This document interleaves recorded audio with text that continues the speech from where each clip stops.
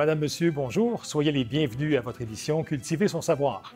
Aujourd'hui, avec Madame Christine Dallaire, coordonnatrice de l'Université du Troisième Âge, nous faisons une incursion dans cette université. À l'image des gens du Troisième Âge, vous verrez combien l'université est dynamique et offre un vaste éventail d'activités et de formations. Notre invité nous explique le tout à l'instant.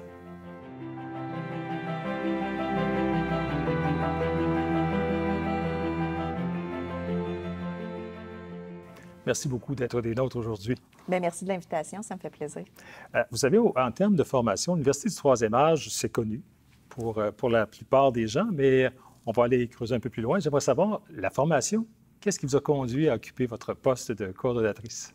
Bien, en fait, c'est un drôle de hasard parce que moi, je travaillais pour la FADOC, qui est un organisme pour aînés. Tout à fait. Donc, ensuite, par la suite, le poste a été ouvert à l'Université du Troisième Âge et j'ai pu appliquer. Là. Donc, moi, j'ai toujours eu un amour de travailler avec les gens, de travailler avec en fait, les aînés, mais aussi, en fait, j'ai toujours eu du plaisir à travailler avec des gens. Avec les gens. En général, oui. Mais en même temps, la vie m'a amenée à travailler pour cette clientèle-là. Là. Donc, une belle expérience aussi qui pouvait vous servir dans le domaine, justement, où vous êtes. Effectivement, effectivement. Comment est née l'Université du Troisième Âge? En fait, l'Université du Troisième Âge a été bâtie par un comité qui a été, en fait, par des organisations pour aînés. Ils se sont rassemblés parce qu'il y avait quand même dans d'autres universités, puis à l'extérieur du pays, là, donc même dans d'autres pays.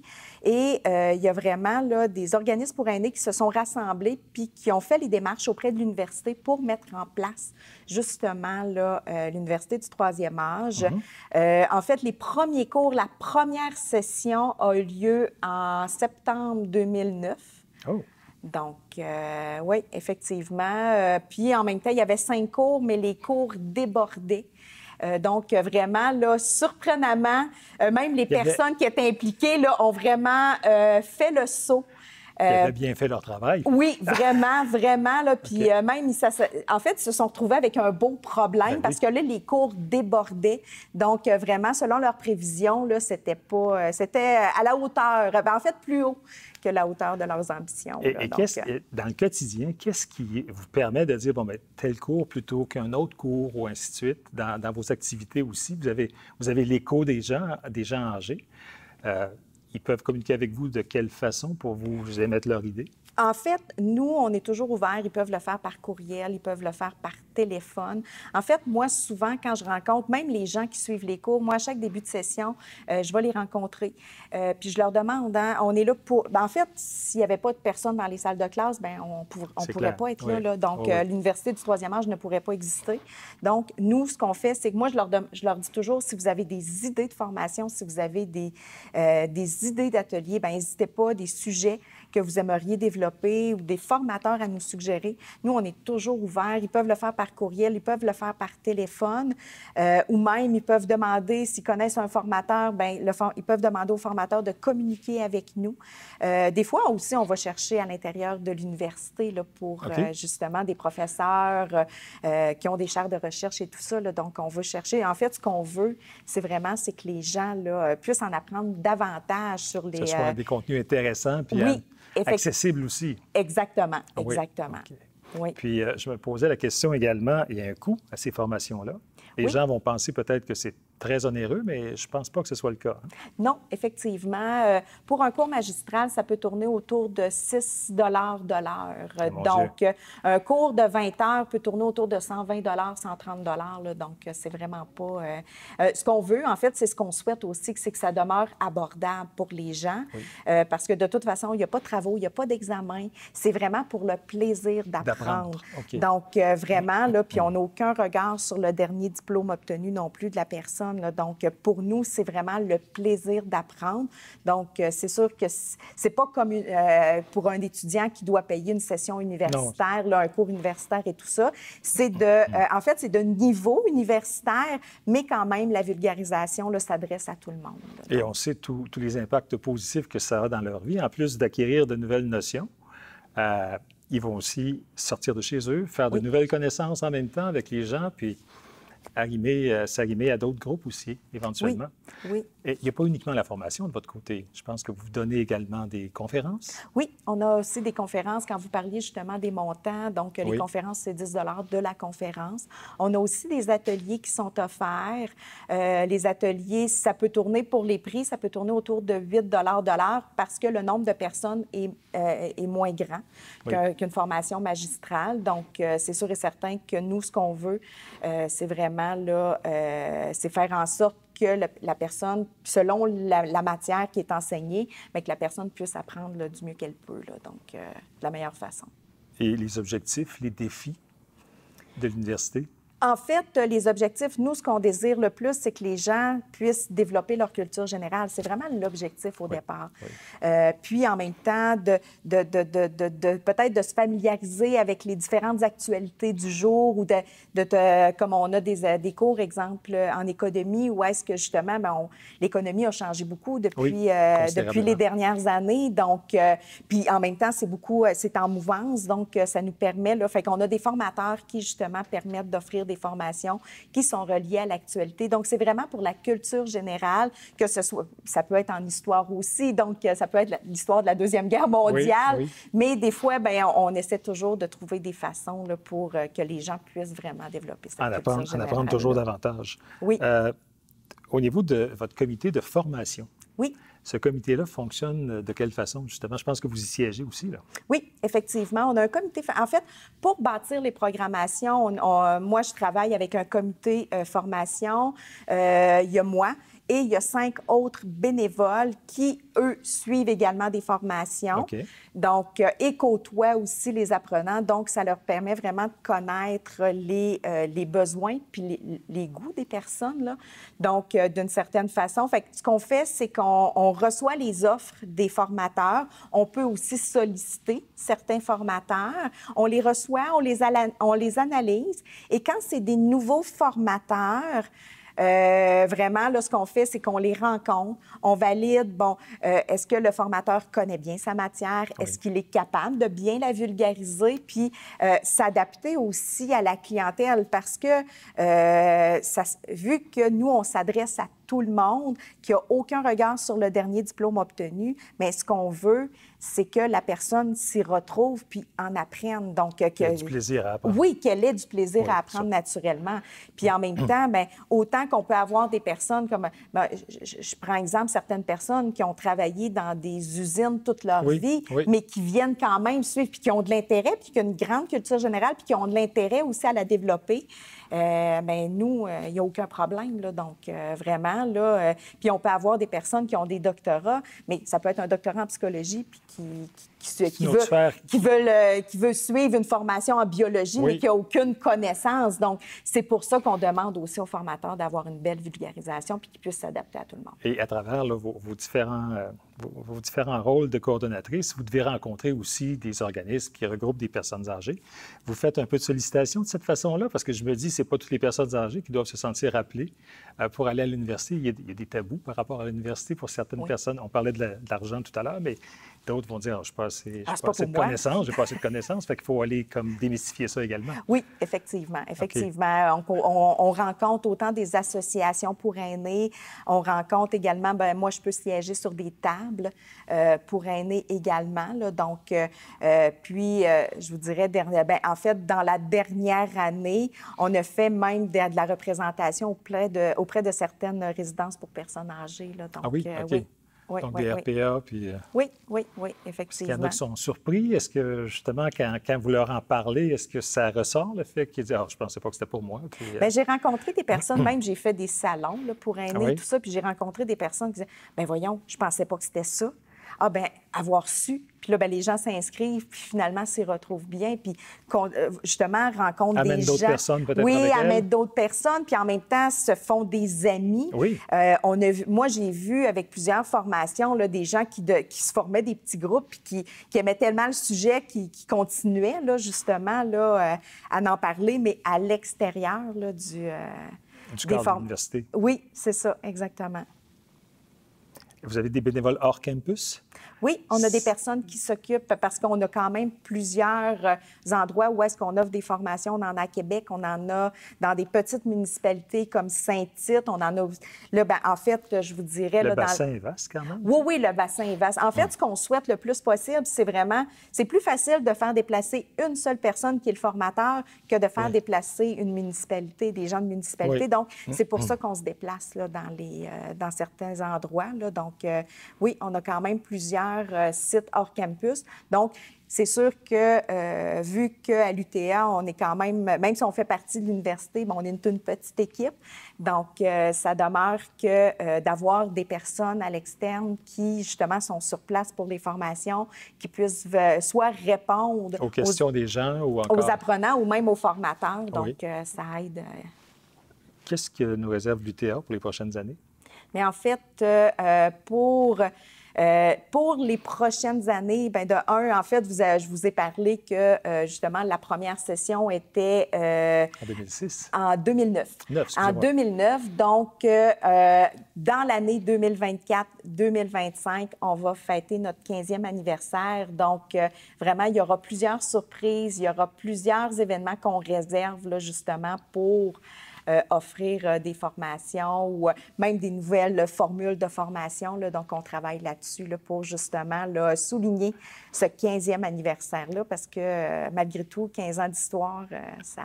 Non, c'est beaucoup aussi. Là. Puis quand on parle des différents créneaux de formation, j'imagine qu'au cours de ces 15 années-là, les créneaux ou le type de formation enseignée a divergé, a changé? Oui. Puis, surprenamment, bien, souvent, j'explique aux gens, je leur dis, bien, quand c'est une formation en histoire, l'histoire, on ne peut pas la changer. Par contre, bon, l'histoire de la Deuxième Guerre mondiale, bien, est-ce qu'on peut valider? Bien, en fait, est-ce qu'on peut explorer plusieurs aspects de la guerre. Oui, effectivement. Okay. Donc, c'est sous cet aspect-là là, donc, qu'on a quand même, qu'on travaille justement à développer. C'est sûr que dans les dernières années aussi, on a développé des classes de maîtres. En fait, c'est des formations intensives où est-ce que ça peut se passer pendant 2 jours sur un sujet donné, que ce soit en écriture, en peinture, ça peut être de la conversation anglaise. Donc, vraiment, là, on a travaillé ça dans les dernières années, puis on souhaite encore... En fait, ce qui est magnifique à l'UTA, ce qui est magnifique, c'est qu'on n'a pas de cadre en tant que tel. Oui, on a un cadre dans lequel on doit travailler. On voit si la demande est là, oui, puis on travaille avec la demande. Exactement, exactement. On a un cadre où est-ce qu'on a une session d'automne, une session d'hiver, une session de printemps. Mais malgré tout, les formules de formation peuvent diverger. Comme nous, le maximum pour la session, c'est 10 semaines, à raison de 2 heures, 2h30 par semaine. Par semaine. Mais on a aussi des formations où est-ce que ça peut être 3 semaines à raison de 2 heures par semaine. On a aussi des formations où est-ce que c'est 5 semaines à raison de 2 heures, 2h30 par semaine. Donc, vraiment, là, on peut... Puis... Oui. Bien, en fait, les retraités, parce que c'est notre principale clientèle, les retraités, ils ont quand même des agendas très chargés. Ils sont toujours occupés, les retraités. Oui, ils ont quand même des agendas très chargés. Donc, ce qu'on souhaite, c'est vraiment s'insérer dans leur agenda sans nécessairement devenir un fardeau. Parce que, oh non, je suis allée à mon cours, malgré que les gens, on est là pour le plaisir. Non, là. non, donc, le mot... ça peut devenir un bonheur obligé aussi, là, tu sais. Oui, effectivement. C'est ça qui est intéressant également. Donc... Est-ce qu'on peut penser que, justement, avec ces années-là, d'autres types de formations, vous allez comme ouvrir la porte à des types de formations plus techniques, différentes? On peut penser que les gens ont changé aussi. Hein? Les personnes changent. Et puis, ce qui est bien aussi avec l'UTA, c'est quand ça permet aux gens de rester actuels dans la société où ils progressent aussi. Oui. Mais cette société-là, progressant tout le temps, il y a peut-être des formations que ça amène à donner un peu plus tard. Oui, effectivement. Effectivement. Okay. Donc, vraiment, oui. En fait, on est toujours à l'affût. Toujours à l'affût, oui. Puis, les cours ou les formations gagnantes, vous les répétez, j'imagine, parce qu'il y a des demandes aussi? Oui. On essaie, par contre, de ne pas les répéter 2-3 sessions à la suite de l'autre. Parce que, bon, l'un de nos défis, c'est quand même de renouveler nos formations. Puis, bien, les gens, une fois qu'ils l'ont fait, ils ne veulent pas nécessairement la reprendre.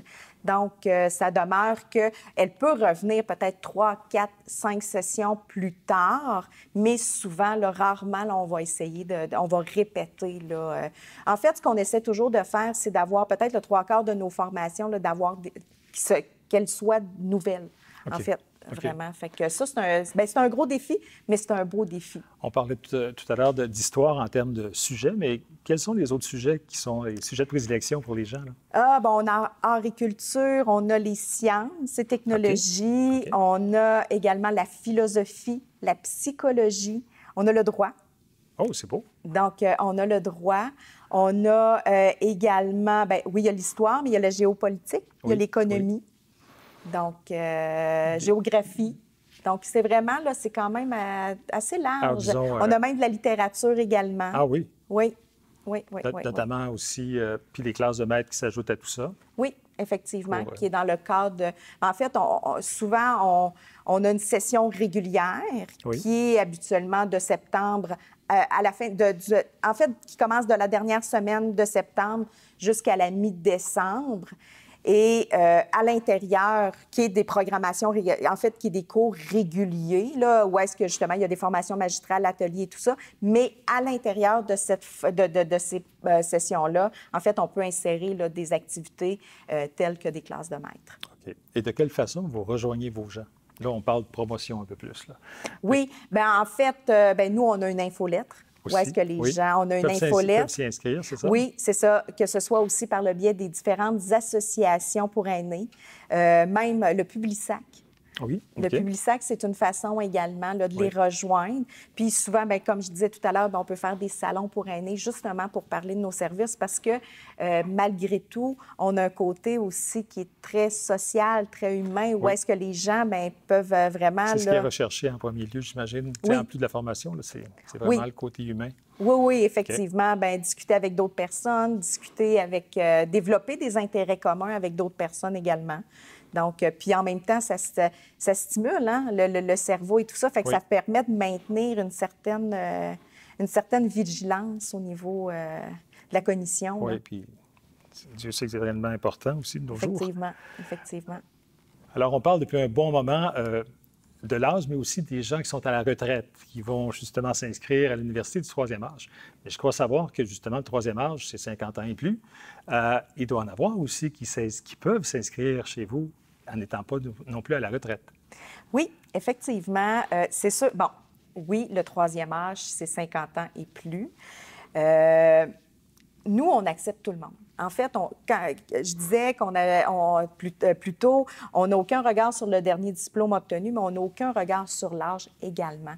Vraiment, nous, on accepte tout le monde. Si les gens ont du temps pour justement assister à nos formations, c'est certain, nos formations sont de jour, donc principalement, ça rejoint et du lundi au vendredi, une clientèle retraitée qui a du temps. Oui. Mais malgré tout, là, on a déjà eu à Drummondville un jeune étudiant qui est venu assister à nos conférences. Ah oui?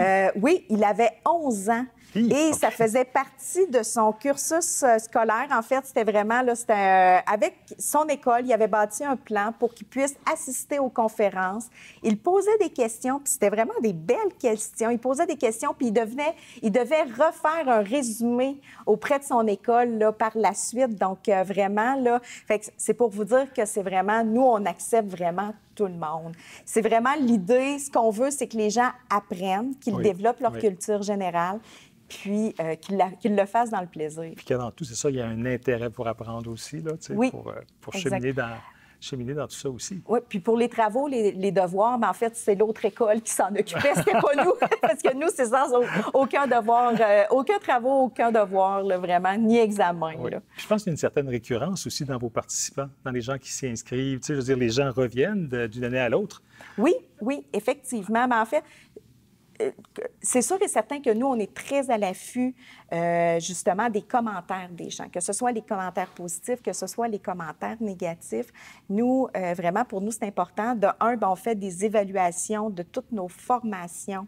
Okay. Donc, pour nous, à la fin de chacune des formations, on est capable de savoir, mais qu'est-ce qui n'a pas fonctionné, qu'est-ce qui a fonctionné.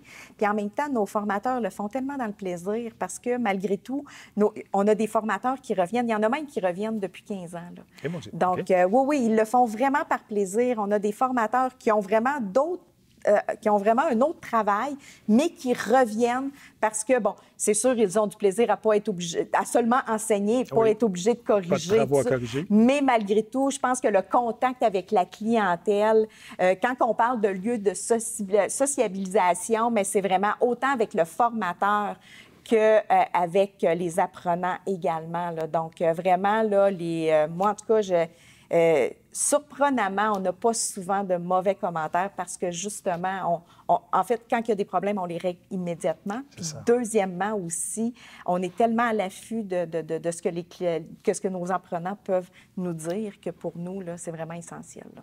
Quand on parlait aussi des conférenciers, oui. Vos conférences, j'imagine que les sujets sont disparates, mais donnez-moi quelques exemples. On a eu justement une conférence, on a eu une sur les joyaux de Chicago. On va en avoir aussi sur l'environnement. On en a eu aussi sur le LGBT+.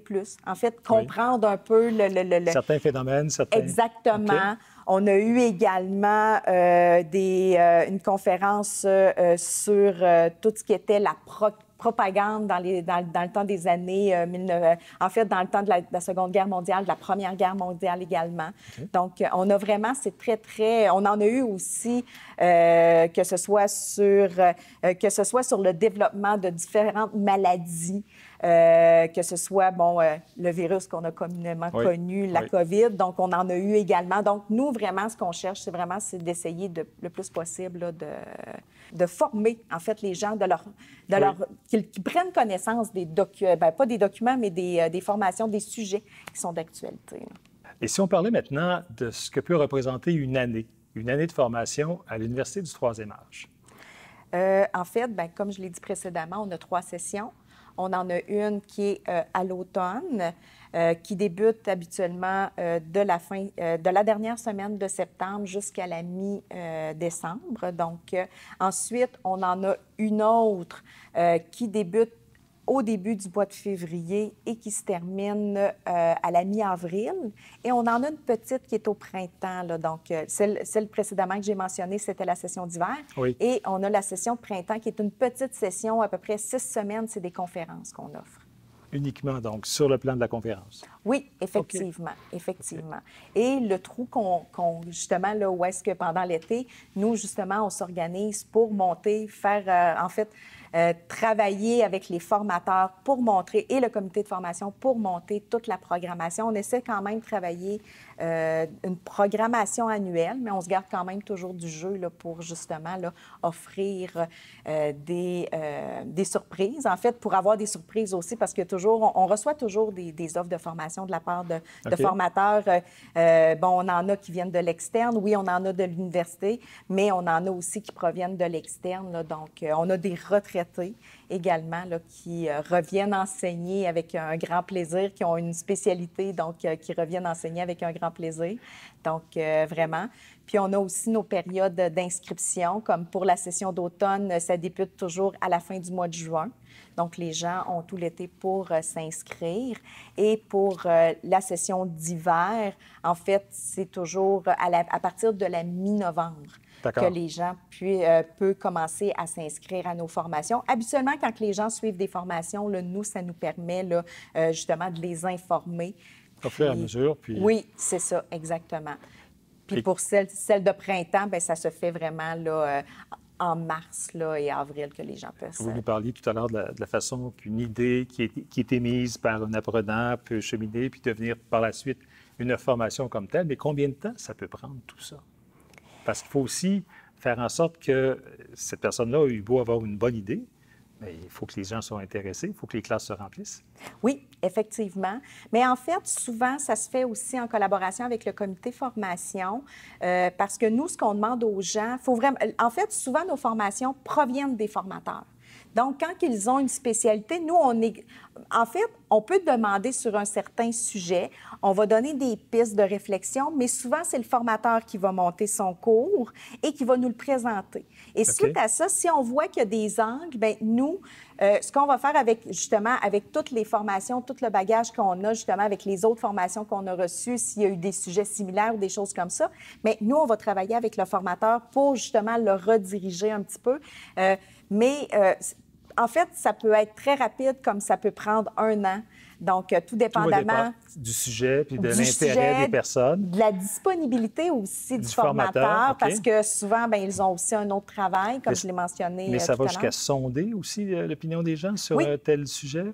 Oui, OK. effectivement. Oui, ça peut Par aller. les chemins habituels, Oui. que ce soit déjà des apprenants, qu'ils soient sur place ou par le Exactement. biais d'autres, Oui. de l'infolette, par exemple. Oui, puis quand c'est des idées aussi, ça peut être juste une idée sur le sujet, mais il faut trouver le spécialiste qui va offrir, l'enseignant, qui va vraiment le formateur qui va enseigner là, cette matière-là, puis qui va bien l'enseigner. Donc, pour nous, ça, c'est la vulgarisation est vraiment essentielle. Là. Oui, puis on parle notamment de formateurs qui reviennent depuis des années. Vous nous en parliez tout à l'heure, des gens qui sont des profs d'université et qui reviennent d'année en année, d'où l'intérêt aussi. Bien, souvent, je dis, bien, essayer, c'est l'adopter. Oui, je pense que c'est... Oui, je pense que oui. Persuadé que c'est le Bien, cas en même aussi. temps, je travaille beaucoup avec des passionnés. Donc, souvent, les gens, c'est des passionnés. Donc, c'est vraiment c'est qui aiment revenir. Et c'est parler clair, du sujet. quand vous parlant, on voit aussi que vous l'êtes passionné par ce travail-là, qui ne doit pas être un Effectivement. travail finalement, qui doit être justement l'occasion de mettre en lien des gens pour que ces gens-là puissent cheminer dans la vie puis faire société avec tout le monde aussi. Oui, le plaisir est vraiment là, dominant Oui. dans le travail. Écoutez, un grand merci pour cette belle entrevue. On aura l'occasion peut-être de se recroiser aussi, mais merci beaucoup. Merci infiniment, Mme Dallaire. Bien, ça me fait plaisir. Merci à vous.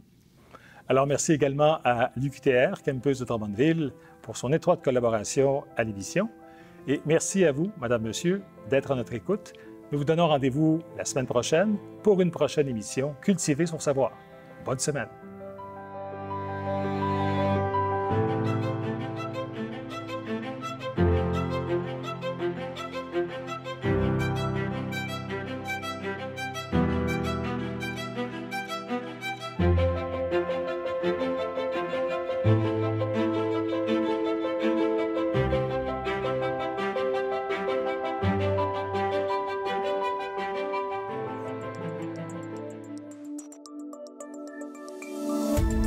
Cette émission d'Accès est appuyée par Cogeco et est rendue possible grâce à la collaboration de la communauté avec Nous TV.